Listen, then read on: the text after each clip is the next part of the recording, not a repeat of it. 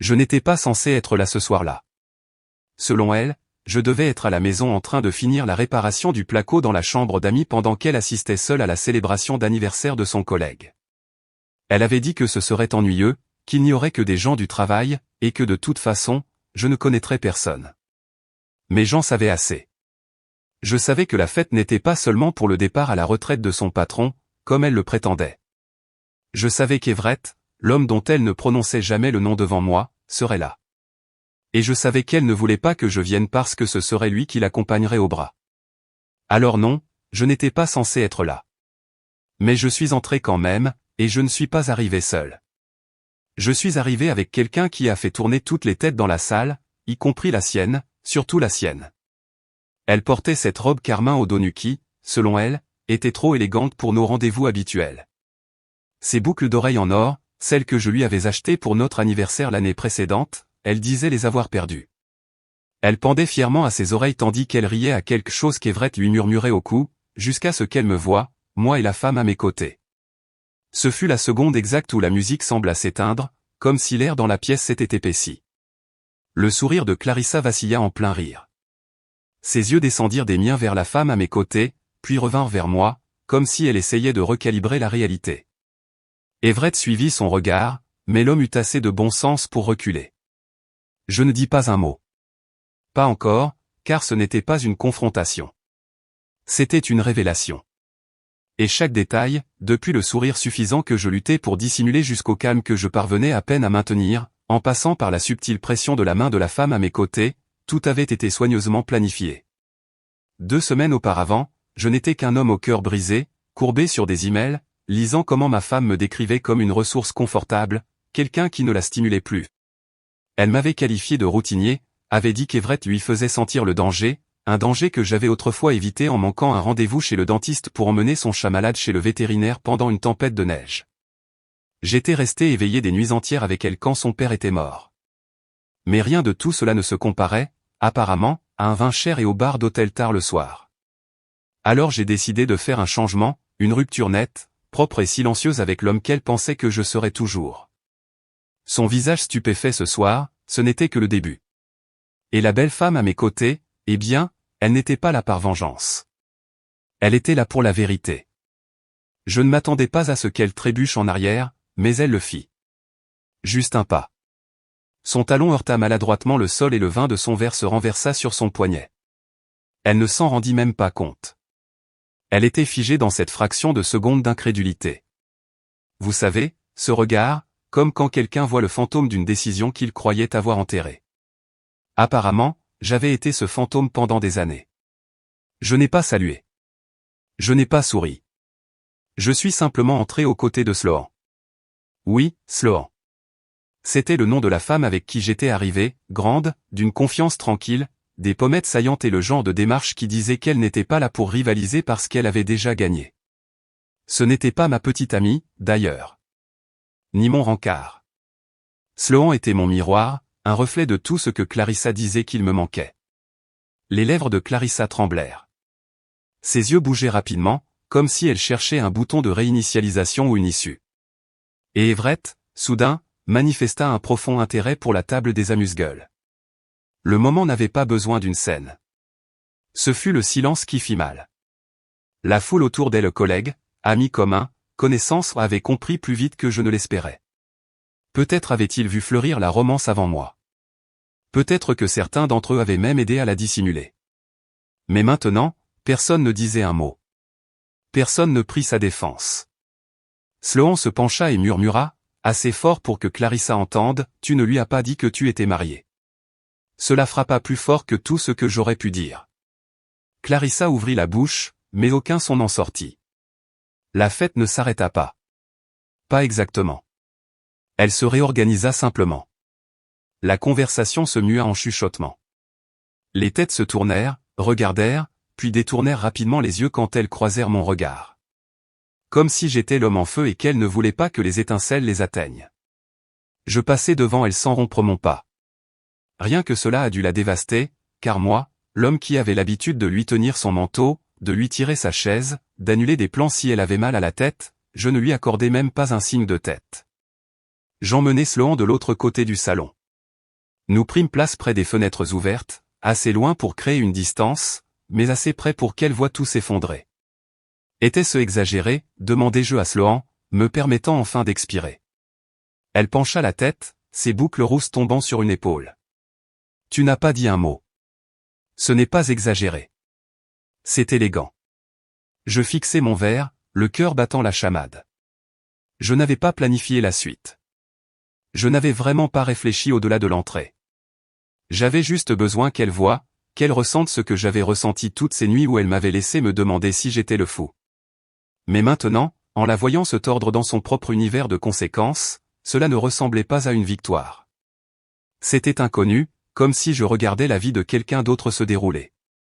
Clarissa finit par craquer. Elle marcha vers moi, seule.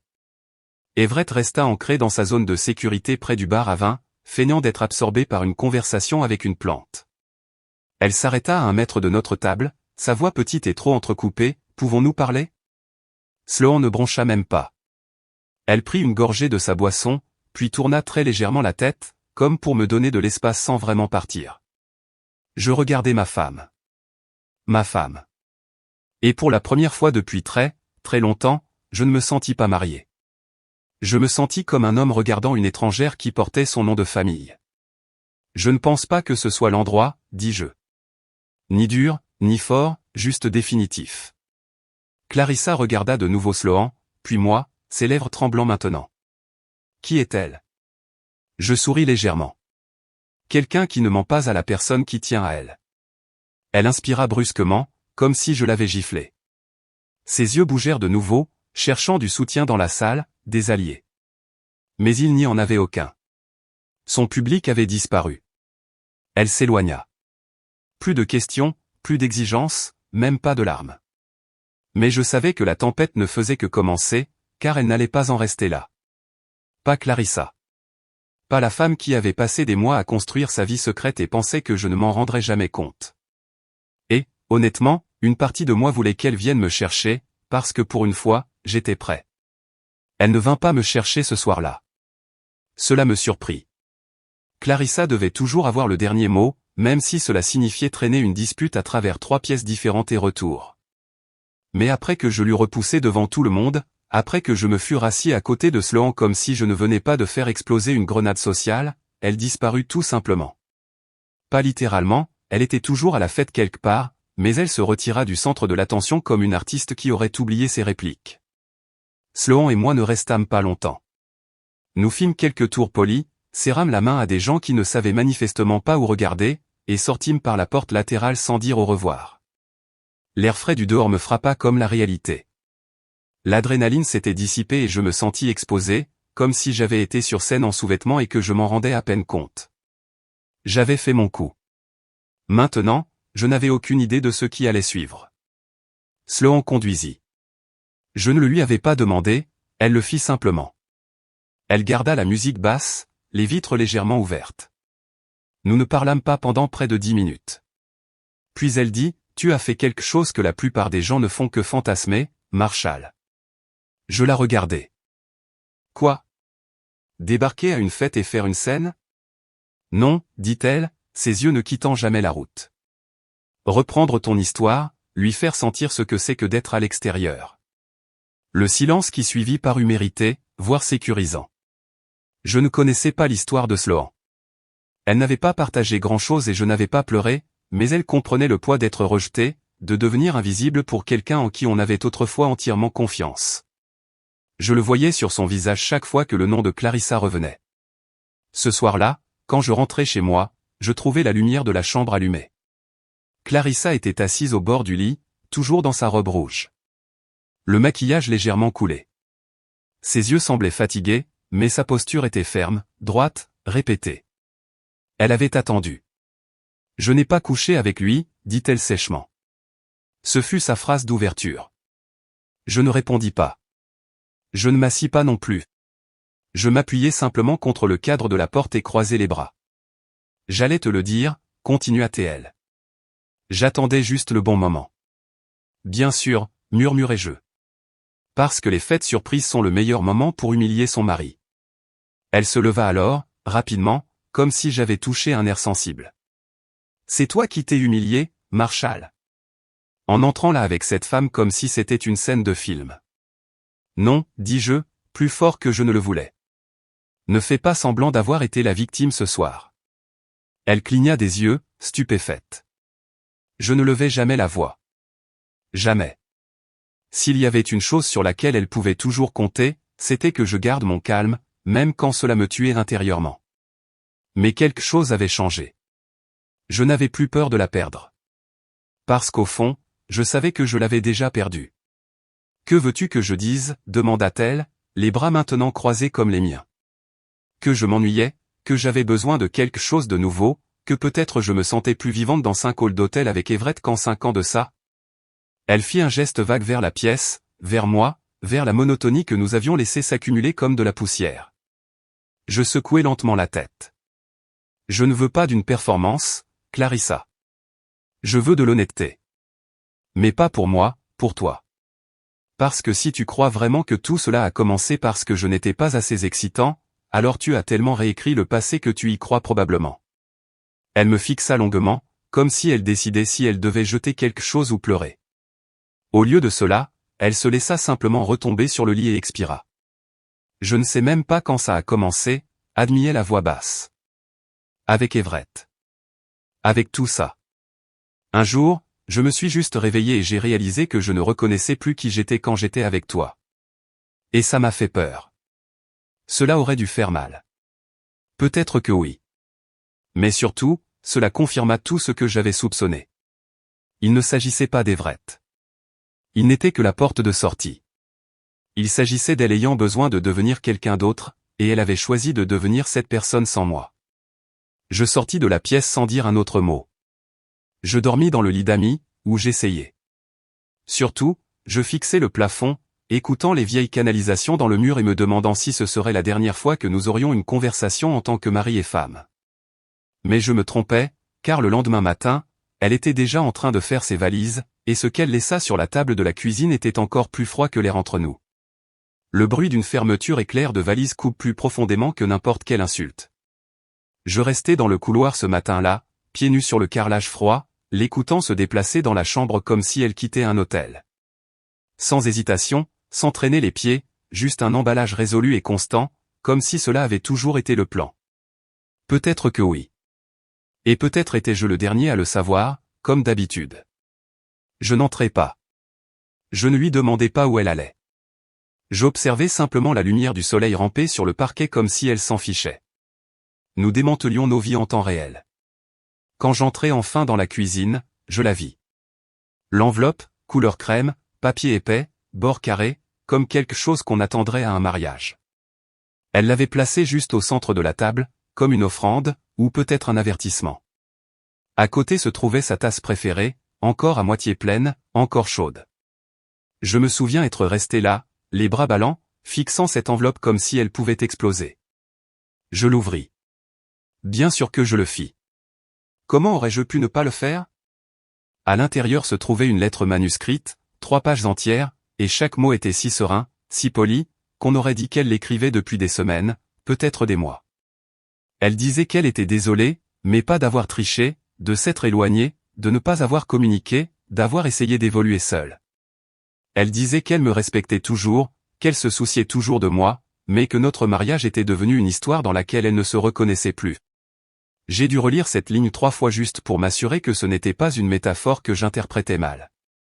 Mais non, c'était sa version de la clôture. Et puis vint la partie qui me retourna l'estomac.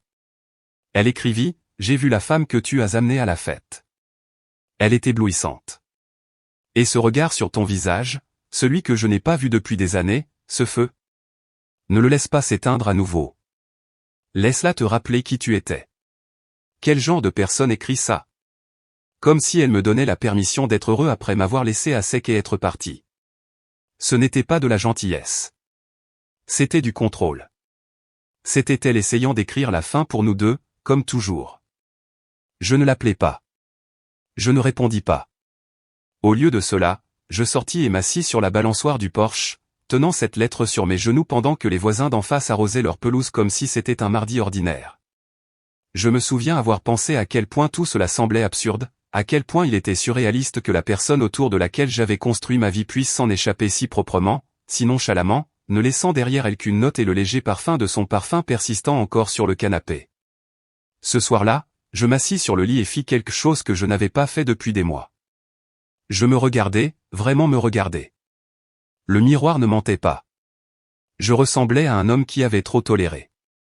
Mes épaules voûtées par des années à essayer de ne pas créer de problème. Mon visage était fatigué, non seulement par manque de sommeil, mais par l'effort de rester l'idée de quelqu'un d'autre de ce qui était suffisant. Je n'étais pas en colère.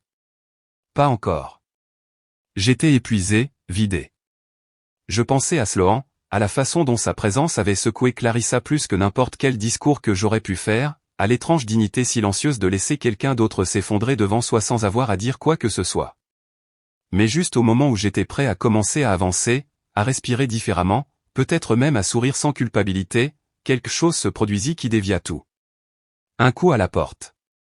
Pas fort, pas urgent, juste constant.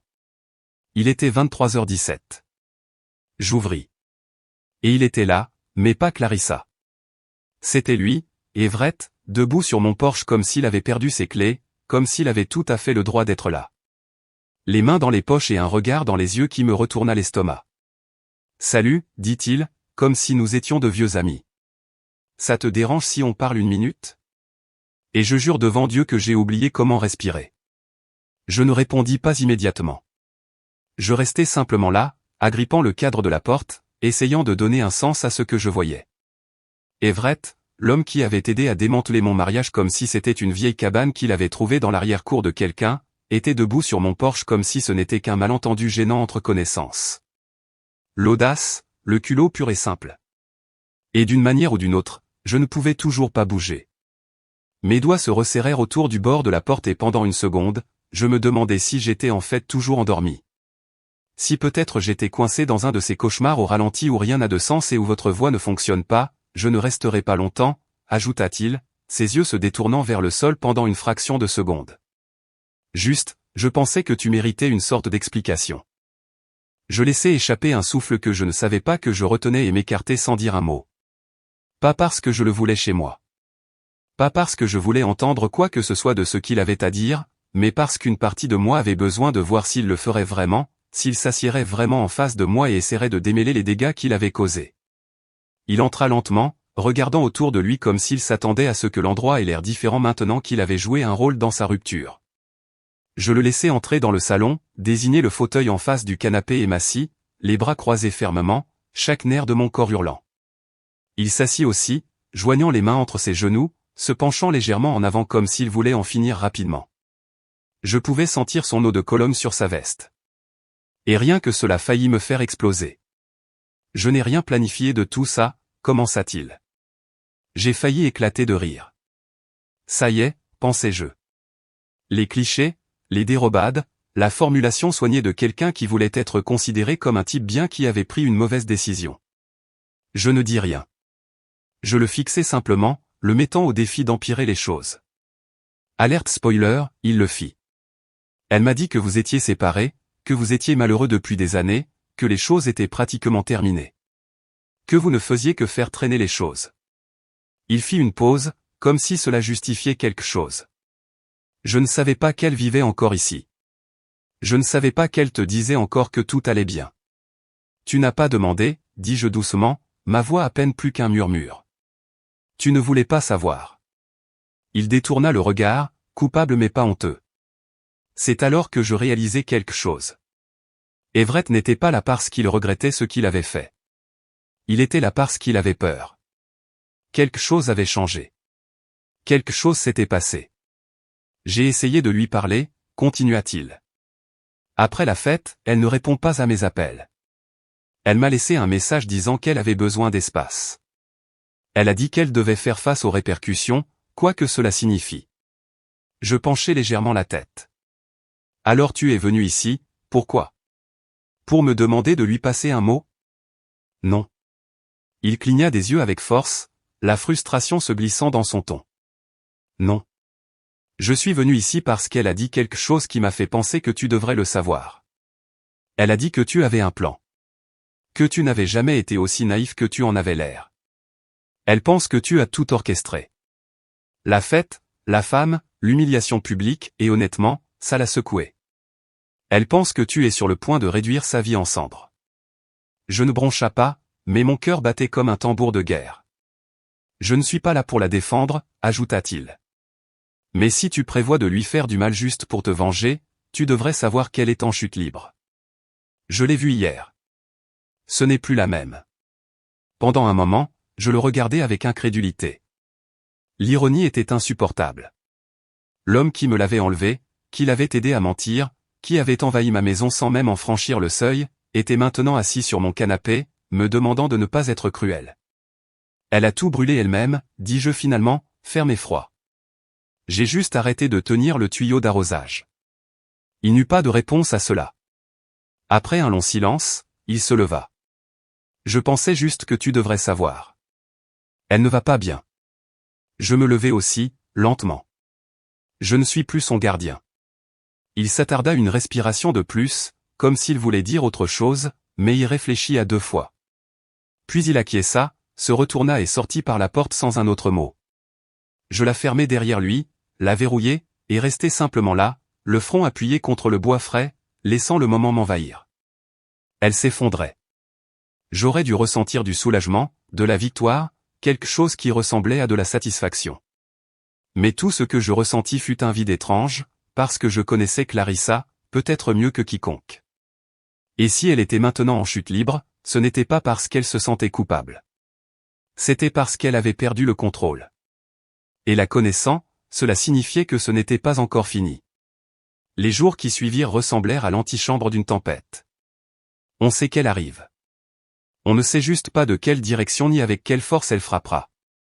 Je suivis ma routine, mangeant des céréales insipides, répondant à des emails qui ne m'importaient pas, feignant d'aller bien alors que chaque ombre à la fenêtre de devant me nouait l'estomac. La visite d'Everett avait remué quelque chose. Il n'était pas là pour clore un chapitre. C'était un avertissement. Clarissa s'effondrait, et il ne lui faisait pas confiance pour ne pas faire quelque chose d'imprudent. Elle ne communiqua pas. Ni appel, ni SMS, pas un seul mot depuis la fête.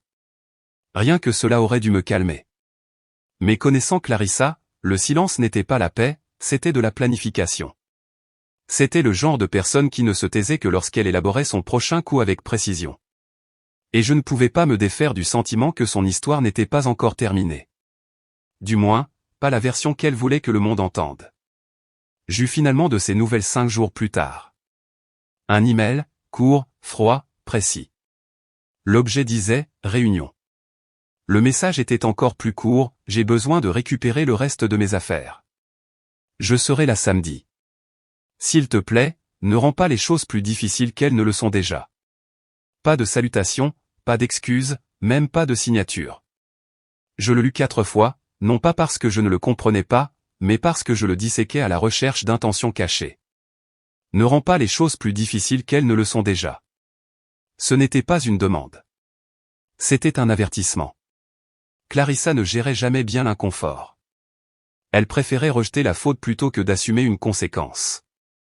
Et si elle pensait pouvoir rentrer dans la maison comme si c'était un casier partagé dans une salle de sport, elle allait être déçue. Malgré tout, j'acceptais. Pas par écrit, juste mentalement. D'accord, qu'elle vienne. Qu'elle prenne ce qu'elle pense avoir besoin. Mais je ne quitterai pas la maison, et je ne lui offrirai plus mon silence comme un cadeau. Le samedi arriva comme un roulement de tambour. Je ne fis pas le ménage. Je ne gonflai pas les coussins ni ne fis croire que je vivais une nouvelle vie glamour. Je voulais qu'elle voie exactement ce qu'elle avait laissé derrière elle. Une réalité tranquille, stable, sans fioritures. Le genre de vie qui ne flirte pas avec le chaos. Le genre de vie pour lequel elle n'avait jamais eu de patience. Elle arriva exactement à midi, frappa 2 fois, comme elle le faisait quand elle oubliait ses clés. Les vieilles habitudes ont la vie dure, je suppose. J'ouvris la porte sans un mot et m'écartai. Elle portait des lunettes de soleil, bien qu'il fasse nuageux, et un long manteau gris qui semblait cher. Ses cheveux étaient plus lisses que d'habitude, tirés en arrière fermement à la nuque comme si elle essayait de se lisser pour devenir quelque chose qu'elle n'était plus. Merci, dit-elle en passant devant moi sans contact visuel. Je la suivis à distance, les bras croisés, l'observant se déplacer dans la maison comme une étrangère. Elle s'arrêta à peine, commença simplement à ramasser des boîtes qu'elle avait laissées dans la chambre d'amis, chaussures, albums photos, cosmétiques qu'elle avait oubliés dans le tiroir de la salle de bain. Elle le faisait mécaniquement, comme si ce n'était qu'une autre tâche sur sa liste entre deux courses. Mais alors elle entra dans la chambre et se figea. Elle regarda la coiffeuse, l'endroit où se trouvait autrefois sa boîte à bijoux, la table de chevet où elle gardait un livre de poche qu'elle n'avait jamais terminé, la photo encadrée qui pendait encore, de nous il y a des années sur un quai dans le Maine. Son expression changea un instant. Sa posture vacilla. Je vis la fissure. Puis elle la recouvrit. Tu aurais pu enlever ça, dit-elle en désignant la photo. Je haussai les épaules. Je n'ai pas eu le temps. Elle soupira, laissa tomber la boîte et me regarda enfin. Vraiment me regarda. Je n'ai jamais voulu que ça se termine comme ça. Cette phrase, cette satanée phrase. Comme si les fins venaient avec des options, comme si elle n'avait pas fracassé le sol sous nos pieds pour ensuite jouer la surprise quand je suis tombé. As-tu voulu que ça se termine tout court, demandai-je. Elle ne répondit pas, détourna simplement le regard, passant ses doigts sur le bord de la coiffeuse comme si elle cherchait un point d'ancrage. Everett est venu, dis-je. Cela capta son attention. Sa tête se tourna brusquement, les lèvres légèrement entr'ouvertes. Quoi? Oui, il voulait me faire savoir que tu étais en chute libre, que tu avais peur, que je pourrais préparer quelque chose. Elle renifla, plissant les yeux. C'est un idiot. C'est toi qui l'as choisi. Ça fit mal. Elle grimaça légèrement, puis se tourna vers sa boîte et continua d'emballer. Après un moment, elle demanda, est-ce que tu le es? Je suis quoi? En train de préparer quelque chose? Je laissai le silence s'étirer assez longtemps pour la rendre nerveuse avant de répondre, non, tu n'en vaux pas la peine. Sa main trembla tandis qu'elle plaçait une bougie dans la boîte. Je pouvais la voir lutter, essayant de ne pas me donner cette satisfaction, mais elle n'avait plus le contrôle. Ni de la pièce, ni de moi, ni même de ses propres émotions. Elle finit d'emballer en silence. Quand elle se tourna pour partir, elle s'arrêta à la porte, puis, sans regarder en arrière, dit, tu ne méritais pas ça. Et puis elle partit, pour l'instant. Mais je connaissais Clarissa. Et je savais que ce n'était pas la fin. Elle ne dit pas au revoir en fermant la porte. Juste un clic sourd, assez silencieux pour que, si on ne l'écoutait pas, on le manque. Je restais là, dans le couloir, fixant l'endroit où elle avait été, me demandant si j'étais censé ressentir quelque chose. Colère, soulagement, clôture. Mais tout ce que je ressentis fut de l'anticipation. Parce que malgré toutes ses sorties soignées et ses lettres manuscrites, Clarissa ne s'éloignait pas des choses. Pas vraiment. Elle appuyait sur pause. Elle tournait en rond. Elle réapparaissait quand cela lui convenait. Et je pouvais le sentir, comme un chien qui capte le signe avant-coureur d'un tremblement de terre imminent. Elle n'en avait pas encore fini avec moi. J'avais raison. 3 jours plus tard, je reçus un appel des ressources humaines de mon bureau. Un ton formel, une demande de réunion. Nous avons reçu une préoccupation qui doit être abordée directement, dit la femme. Seriez-vous disponible pour venir demain matin? Je demandai de quoi il s'agissait. Elle ne voulut pas le dire. Cette nausée familière se tordit de nouveau dans mes entrailles. Le lendemain matin, je m'assis en face de mon superviseur et de 2 représentants des RH, me sentant comme un accusé dans un tribunal auquel je ne savais pas que j'avais été convoqué. Ils dirent que la plainte était anonyme mais spécifique, que j'avais créé un environnement hostile pour une collègue, que quelqu'un s'était senti sous pression et observé par moi d'une manière qui la mettait mal à l'aise. Je clignai des yeux. Pendant un moment, mon cerveau n'enregistra pas ce qu'il disait. Je demandai qui avait déposé la plainte. Il ne pouvait pas le dire, mais une phrase dans le rapport, un petit détail révélateur, me fit comprendre. Le sujet fixe les collègues féminines pendant les pauses déjeuner et maintient un contact visuel prolongé en silence. C'était quelque chose pour lequel Clarissa se moquait souvent de moi. Mon habitude de me déconnecter quand j'étais fatigué ou anxieux. Elle disait que cela mettait les gens mal à l'aise, que je les fixais du regard. Cela avait toujours semblé cruel quand elle le disait. Mais maintenant je savais exactement ce qu'elle avait fait. Elle avait utilisé ce trait, quelque chose qu'elle savait qui se démarquerait, et l'avait transformé en arme. Elle avait elle-même déposé la plainte, ou avait chargé quelqu'un d'autre de le faire. Peu importait. Le message était clair. Elle essayait de contrôler le récit. Si elle ne pouvait pas me faire passer pour mauvais émotionnellement, elle me ferait paraître peu fiable professionnellement. Je sortis de ce bureau abasourdi. Je n'étais pas renvoyé. Pas encore. Mais maintenant, on m'observait. Chaque interaction, chaque regard. Soudain, j'étais hyper conscient de tout. Où je me tenais, combien de temps je parlais aux gens, même la direction dans laquelle je regardais dans l'ascenseur. Clarissa ne m'avait pas seulement blessé. Elle avait empoisonné le sol sous mes pieds. Je rentrais chez moi ce soir-là et m'assis dans le noir pendant des heures. Je n'allumais pas les lumières. Je ne fis pas la cuisine, ne parlais à personne, je restais simplement assis là, écoutant le bourdonnement du réfrigérateur et le craquement occasionnel des lames de plancher. Mon téléphone vibra une fois, un message de Sloan, toujours debout par là. Je ne répondis pas. Non pas parce que je ne voulais pas, mais parce que je ne voulais pas l'entraîner là-dedans. Et pourtant, quand je regardais par la fenêtre 20 minutes plus tard, elle était là, debout sur mon porche, tenant un sac de plats à emporter, les cheveux relevés. Sans maquillage, juste cette présence calme et constante dont je ne réalisais pas que j'avais besoin jusqu'à ce qu'elle soit déjà à l'intérieur. Elle ne posa pas de questions, me tendit simplement une boîte de Lo-Mein et s'assit en face de moi à table comme si c'était la chose la plus normale du monde. Je lui racontais tout, la fête, l'email, Everett, la plainte des RH. Son visage ne changea pas. Elle écouta simplement, inclinant de temps en temps la tête ou plissant les yeux, mais n'interrompant jamais. Quand j'eus fini, elle repoussa sa nourriture et se pencha en avant. Elle essaie de te ruiner, dit Sloan, d'une voix basse et délibérée. Pas seulement te punir, te détruire. Je sais, dis-je. Et elle est douée pour ça. Pendant un moment, nous restâmes de nouveau en silence. Puis Sloan plongea la main dans son sac et en sortit un dossier. Je n'étais pas sûr de devoir apporter ça, dit-elle. Mais après ce que tu viens de me raconter, je pense que tu devrais le voir. À l'intérieur du dossier se trouvaient des impressions, des captures d'écran, des photos, des noms. Sloan avait enquêté, une enquête approfondie, méthodique, chirurgicale. Elle avait trouvé des incohérences dans la chronologie de Clarissa, des voyages d'affaires qui n'étaient pas réels, des photos qui avaient été publiées puis supprimées. Des reçus d'hôtels liés à des cartes d'entreprise mais facturées sous des pseudonymes. Tout était là, la preuve que Clarissa m'avait trompé bien plus longtemps que je ne le savais. Et pas seulement avec Everett. Il y en avait au moins 2 autres. L'un d'eux marié. L'un d'eux, quelqu'un que j'avais rencontré une fois lors d'une conférence et à qui j'avais serré la main. Mes mains tremblaient maintenant. Ce n'était pas seulement de la trahison. C'était une orchestration. Une double vie froide et calculée, étendue sur des années, maintenue pendant qu'elle m'embrassait pour me souhaiter bonne nuit, riait à mes blagues et me laissait croire que nous étions encore en train de régler les choses. Ça, c'est irréel, dis-je en regardant les pages.